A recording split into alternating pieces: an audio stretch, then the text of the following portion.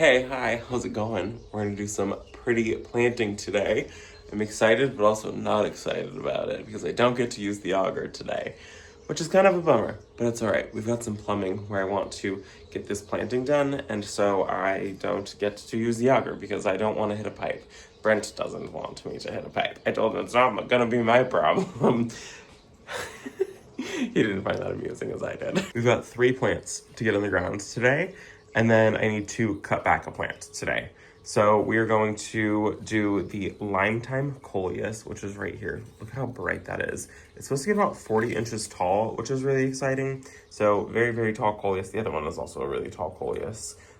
It's just a little annual, and they do so well. I love Coleus. I'm a total sucker for Coleus. And then we are also doing this one called Ridiculous. This one's also going to get about 40 inches at its maturity. And once I get it planted, when I've planted this one in the past, all of this green typically disappears and it stays really red and it doesn't really do any of the green. And then the last thing that we're going to get planted is this phlox. This is called a Southern Blaze White Phlox. Never grown this before. 16 inches tall, so not super tall, which is really, really nice. And this one's also an annual, but if you're in like a higher zone, so if you're in zones like 10 and above, these should all be perennial for you. I'm a little nervous about the white phlox because just in its container, I'm seeing that it's holding on to its white blooms. So I'm hoping that once I get it planted, that's not the case. Because what I'm noticing over on this one is it's still holding on to its like fading blooms, but what I'm noticing is that right above it is new growth. So I'm hoping that it does this thing called burying its dead, where it'll push this growth and then right above it, new growth and new blooms will open up like right above it. So that way it kind of hides those ugly blooms. So I'm hoping that that's what this one will do in the ground. This is the first time I've ever grown an annual phlox like this before. I've got quite a few of the perennial phloxes, but this will be an interesting one to see how it does. And these also, the tags do say to fertilize for best results. So I think we're gonna add these to our weekly water soluble fertilizer, which will be the first time that I've ever fertilized Coleus weekly, but maybe we will get a better performance. Oh, there she is in the back right now. And then last night, Brent and I did make tags for everything. So we've got 3 copper tags, and then on the back they're also labeled. So that way we know exactly what everything is. I'm hoping that these clear tags last at least a year. That would be really, really nice. And if they don't last, we've at least got the backup on literally the back of it. So for the Coleus, we're going to do them here, kind of like at like an angle like this. That way when you're looking here, it looks like it's covering the greenhouse, but then when you're looking from this view, it's kind of got like an angled drift to it. And then I'll have all this planting space in front of that. And then the phlox we are going to put in the ground right here because they don't get super tall. I thought I would just do 1, 2, 3, just the 3 of them right here. And those will be a nice little low growing pop of white. I thought I need something bright over here. So I thought that that would be a really good one to put in. And then I do need to find something to go right here. Not sure what I want to put though. Thinking about it, alyssum would actually be really pretty right there. I don't have any more alyssum, but I could pick up some more alyssum next time we're at the store because it's so easy to find. And then that would kind of play off that phlox. That'd be kind of fun. But that's not happening today. Let's go ahead and get the trash cans placed. Feels so trashy, literally. We're gonna get these wire trash cans placed so that way I can kind of see the spacing on these plants. And then I'm going to go in with slow release fertilizer on everything. And my slow release fertilizer, I'm using the Espoma Biotone right now. And I am going in with also the Molmax. We're dealing with underground critters and it's just absolutely awful. It keeps me up at night. So these are the trash cans also that we're going in with. They're from the Dollar Tree. They were $1.25 or $1.50. Ridiculous. Let's get to planting. Before we get planting though, I'm going to use the auger for those 3. And then I should be able to use the auger for the ones that are right here because the plumbing goes here and then it goes into the greenhouse here. And then electrical goes behind the greenhouse. So everything is pretty close to the greenhouse. So I've got like, I think 3 holes that I could probably dig right here.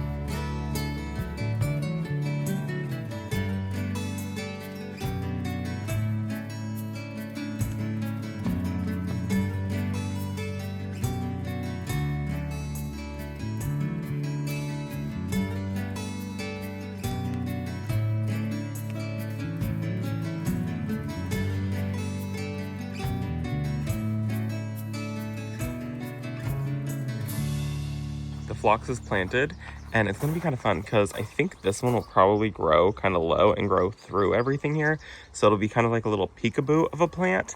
And then as you kind of like come around, it repeats itself right there. So I think that'll be really nice. And those will just be kind of like, you know, maybe a little over a foot tall, and they should kind of spill out into the walkway just a little bit, which is exactly what I want. I want it to kind of like soften the edge. I really love having the metal edge because I love having the clean line between gravel and between the mulch, but I really want plants to soften the edging. So that's what I've done with like the alyssum and things like that down here, and like the dusty miller that's right there.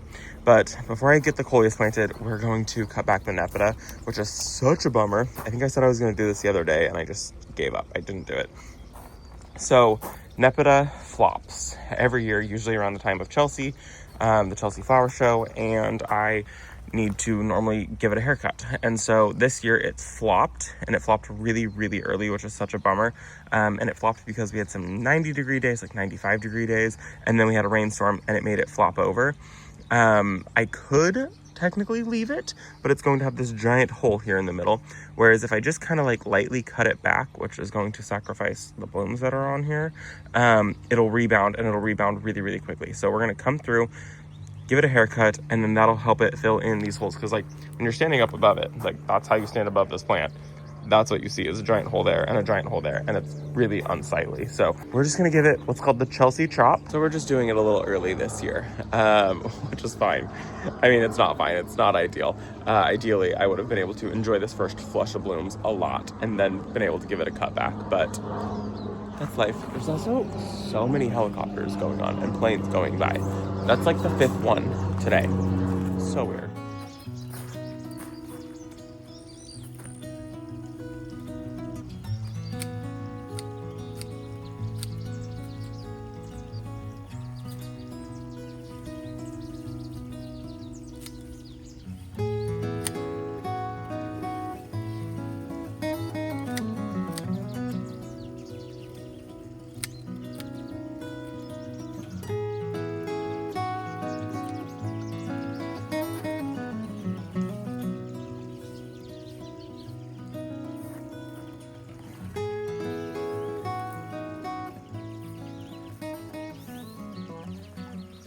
I can already hear the pitchforks being sharpened. I cut the blooms off. I know, the bees love the Nepeta. I'm sorry, but I can't stare at that ugly plant anymore. So, not all Nepetas flop. Not every single variety of Nepeta does that, but a lot of the older varieties, they'll do that where they need that Chelsea chop. I've got, this is Junior Walker. I've also got Cat's Pajama and Lemon Perfection. And last year was my first year growing the Lemon Perfection, and that one did beautifully. It bloomed beautifully the entire time. It never flopped because it's more of a low growing one. The Cat's Pajama one, some of them did this and some of them did not do this. So it was kind of like a 50-50 thing.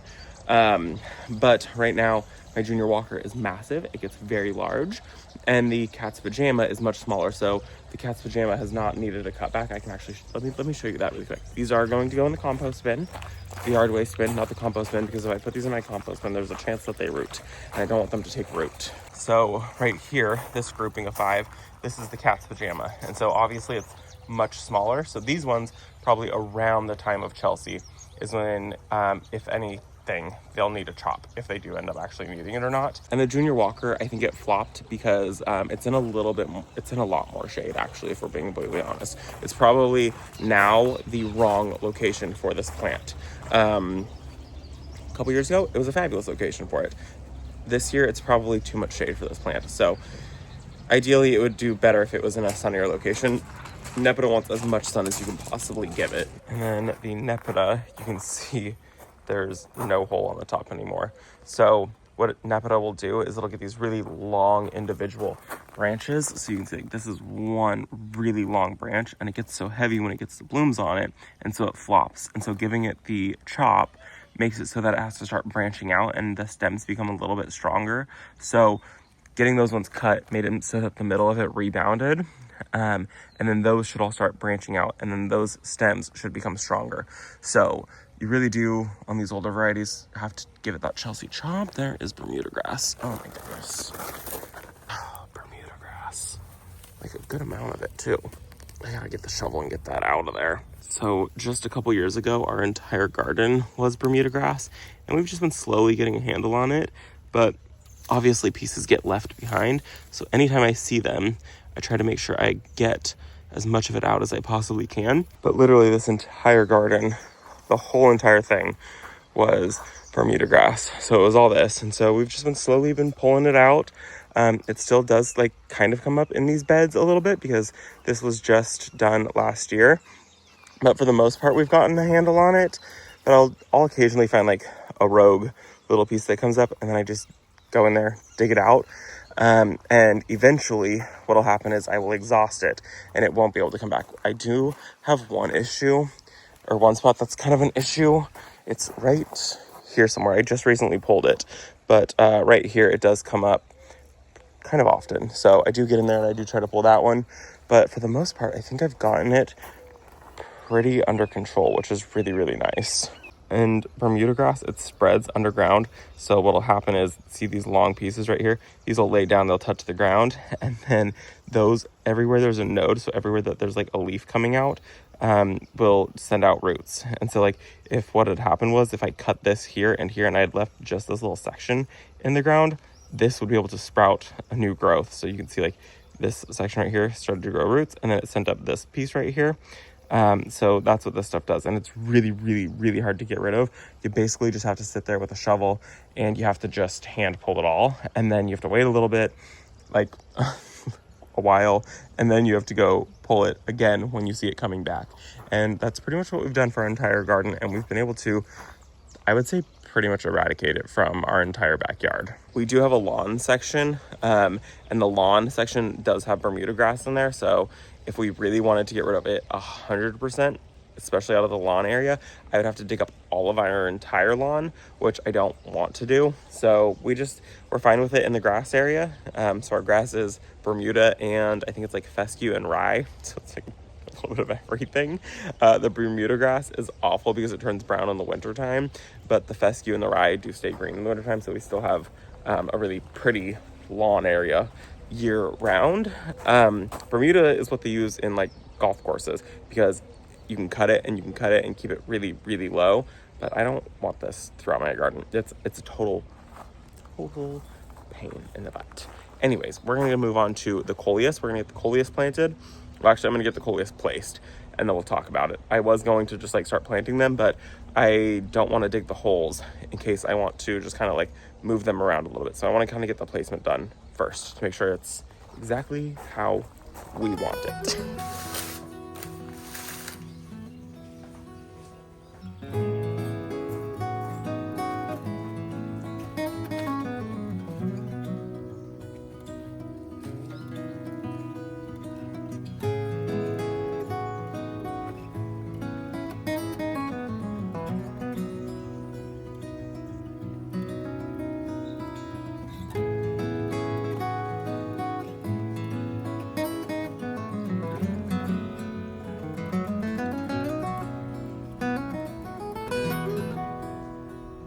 This took me like 20 minutes to get the plant placement correct. I wanted it to have like kind of a flow to it, and so I was kind of struggling a little bit. So I decided we'll start with a green one front and center and a red one front and center, and then have this little swoop of red that goes all the way back, and then this little swoop of green, and then end with a red and a green over on this side. And I feel like that flow kind of works, and then that also gives me a ton of planting space for some low growing kind of like dappled sun lovers over in this area. I think that's good. I'm not really sure I love that green one there. Oh, we're still gonna keep it there. That's where it's going. I guess you're coming. Hello, ma'am. You ready to help me garden? I wish you would help me dig holes. That would be super helpful. One thing though, I am really nervous about those back ones because plumbing is really shallow back there and electrical. So I brought out some short baskets also. That may or may not be the right decision. It'll be interesting to learn. Okay, bye Freya. Goodbye. Thanks for hanging out with me.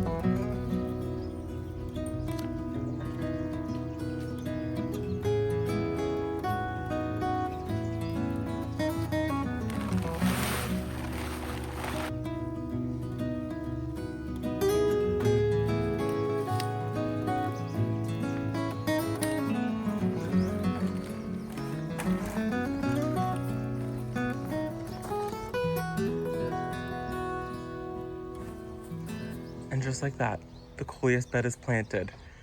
I love it. I'm so excited. Coleus is one of my favorite things to grow. The Proven Winners variety is great because it takes so long for it to flower. Some of the older varieties of Coleus will flower pretty quickly. The Coleus flowers aren't my favorite, but they're also not my least favorite thing in the garden, and pollinators do kind of like them. So I like these ones though because they don't flower so quickly. Like if they're gonna flower, they'll do it at the end of the season if they're gonna do it at all. So I'm really excited about this. I love the chartreuse green, the pop of color, and I think the red will also be kind of fun. And then they should kind of grow together and like kind of intertwine. So that'll be really, really cool to see. I don't know, I'm just loving this corner, and I think that that's going to be so pretty. And then the view from like right here, you'll just see these like super tall Coleus kind of filling out this whole area, and you won't be able to really see what's growing down below until you kind of come around the corner. So it'll be kind of like a little surprise, which will be nice. Also, obsessed with this rose when the petals fall. It's my favorite thing. I think it just looks so magical and so romantic to just have the like, I mean, obviously rose petals are romantic, but to just have them like on the ground, it's like cottage romance. It's so pretty. But now I need to figure out what I do want to go in the ground down here. Not sure what I want. I think the bed's a little bit bigger than I thought it was going to be, which I am not complaining about. I'm really, really happy that it's actually bigger than I thought it was going to be, because this gives me this much planting space to add something kind of like low growing. I could do like a medium grower and then like a really low grower right here. I think that that would be really pretty. Like right up against the greenhouse, that chartreuse green is going to be so stunning. I labeled everything and I got to use the big trash cans for all of them except for the one right back there. The one back there, the ground was so hard. So I just went in with the small basket. So that will be an experiment to see. And then because this soil here is so crummy, it's so rocky and gravelly, this actually used to be a driveway for the people who owned the property before us. So they used to park cars back here, and there was gravel, and it was really compacted gravel. It was like road base. And then also we had gravel brought in for the foundation of the greenhouse. So there's a lot of gravel in here. So I just kind of went through and I topped it with like a bag and a half of some like really good soil to help kind of feed this. But overall, I'm very happy. The Coleus are planted and the Phlox is planted and they're labeled. Trying to stay up on that one. I'm trying really hard to stay up on that. So if you ever see me not label something, call me out a little bit. Kindly. Anyways, this is where we say goodbye. I hope that you enjoyed it. I enjoyed this getting planted. I cannot wait to see these grow up. I mean, I don't wish the days away and the season to like pass by because I'm really enjoying being in pants and a sweater right now, but I can't wait for them to grow. Anyways, this is where we say goodbye. I hope that you enjoyed it. Thank you so much for visiting with me today. I'll see you in the next one. Bye, guys.